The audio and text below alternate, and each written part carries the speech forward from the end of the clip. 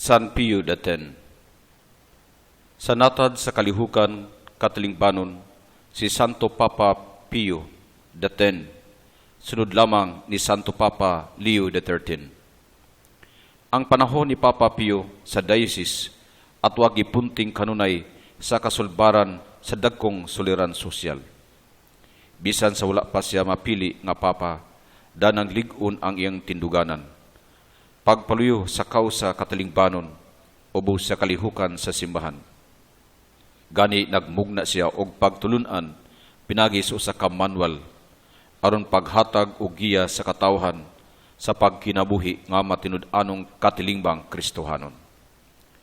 Si Papa Pio X gikanonisar sa Mayo 29, 1954.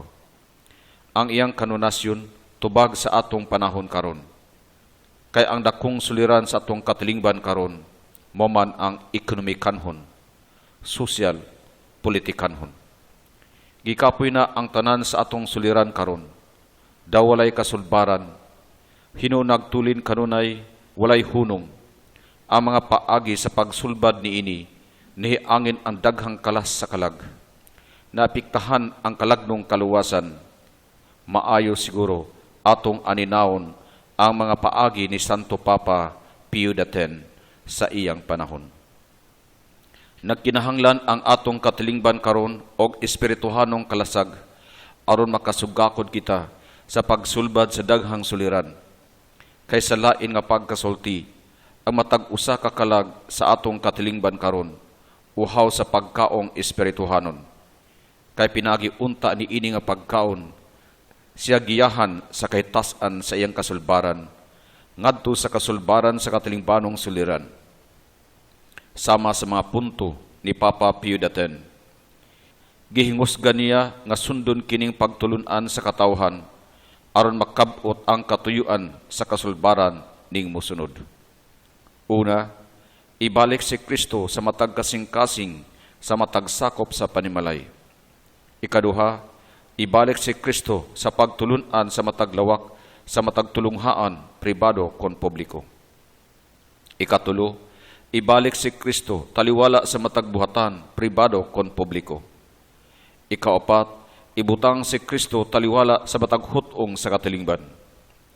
Ikalima, atimanon ang interes sa katawhan, ilabi na kadtong anaa sa kumahan, industriya, o sa mga pabrika o uban pa. Giugmad pag-ayo ni Papa Pio X ang pamaagi, balaanon, pinasibo sa pangkinahanglan sa katilingban, sukad pa sa wala pa siya maobispo, isip membro sa Third Order of St. Francis de Assisi. Kini ang kakuhan katilingbanon, usa sa nakapabalaan kaniya, dinaglig-on sa tibok niyang kinabuhi.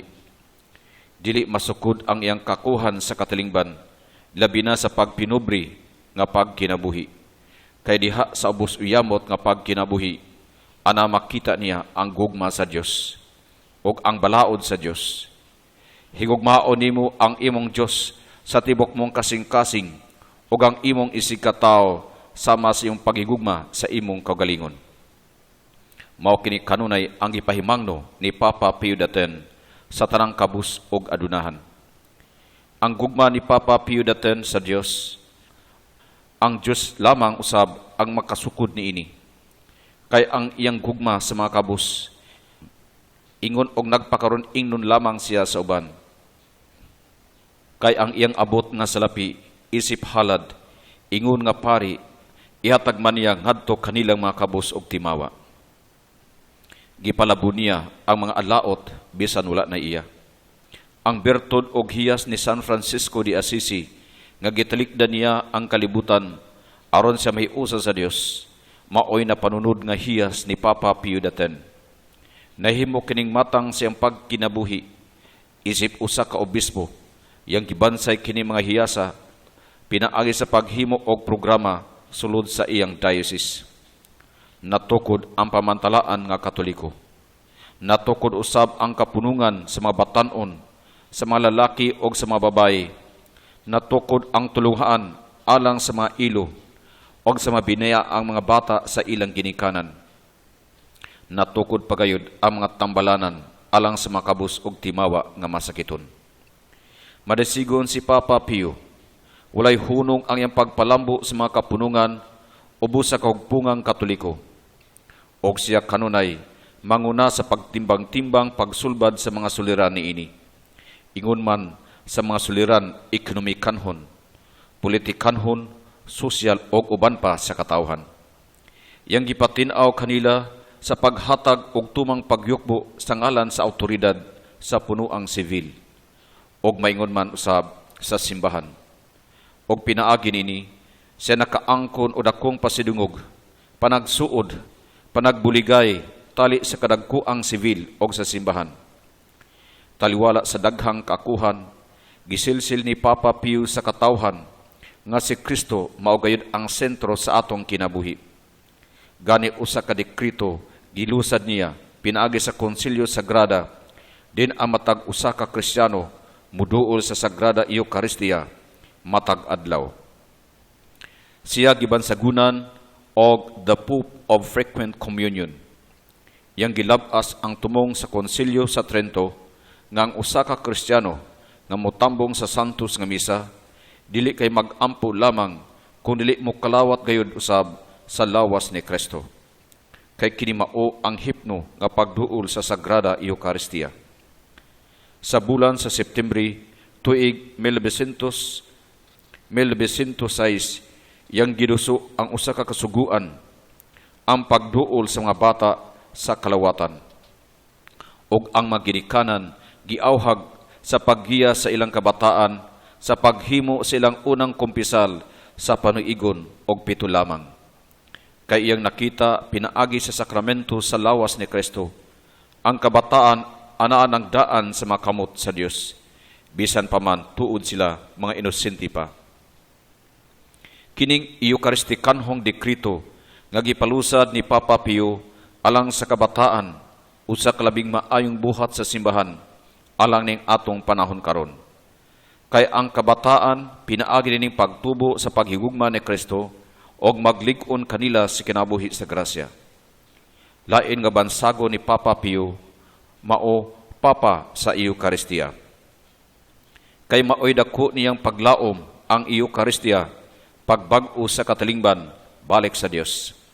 Busa mauman gani nga iyang gidasig o giawhag ang tanan sa pagpuliyo o pagpalambo sa Eucharistikanhong Kongreso. Og siya kanunay nga moapil niini niadtong atua sa uluga sa St. Peter Basilica sa Roma. Mauman gani nga kanunay iyang giindusar ang mga kapunungan sa konfraternidad sa mahal nga sakramento sa Eucharistia sa tibok kalibutang Kristohanon. Ang lain nga labing dako nga gugma ni Papa Pio mao ang iyang pagmahal kang Santa Maria.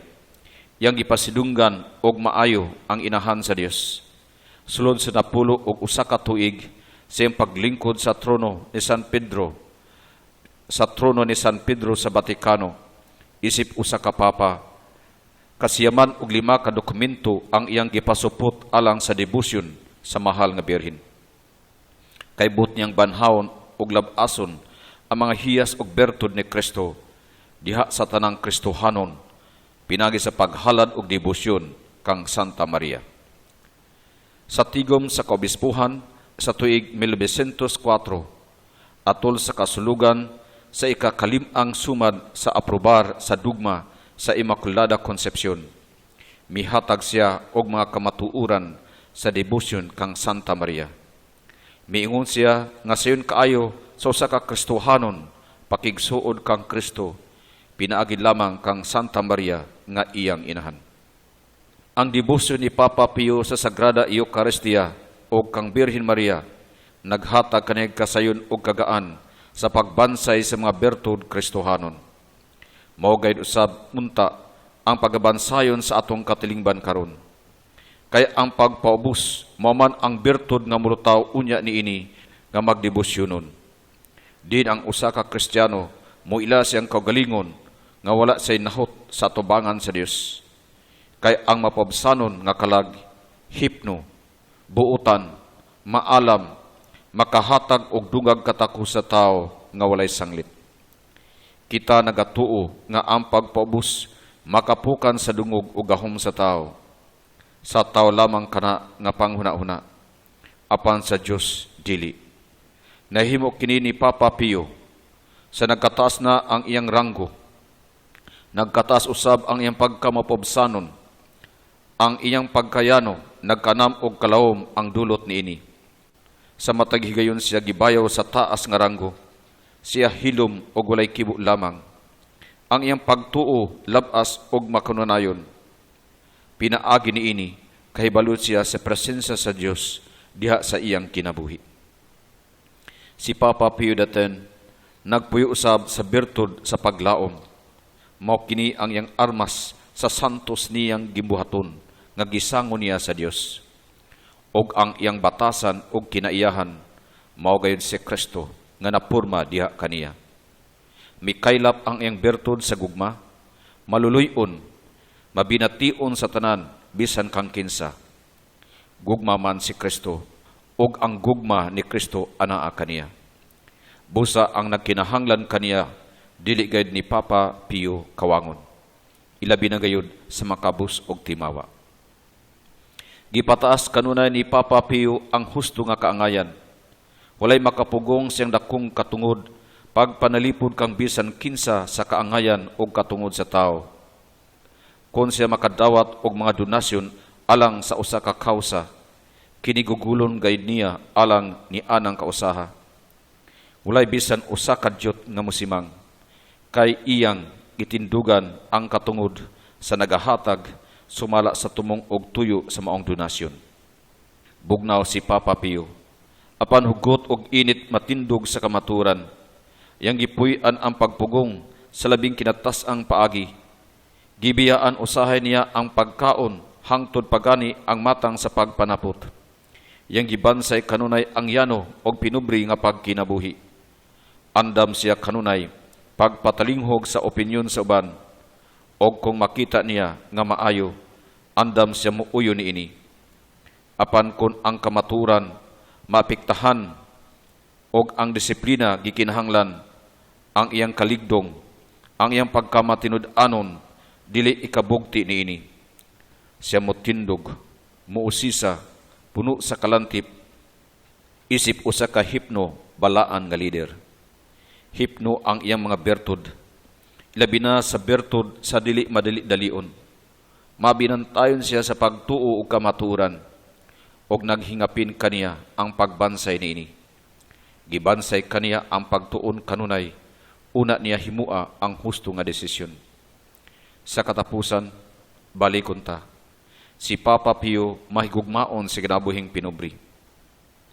Mahigugmaon usab siya sa kabataan, o mahingawaon sa kaluwasan sa makalag.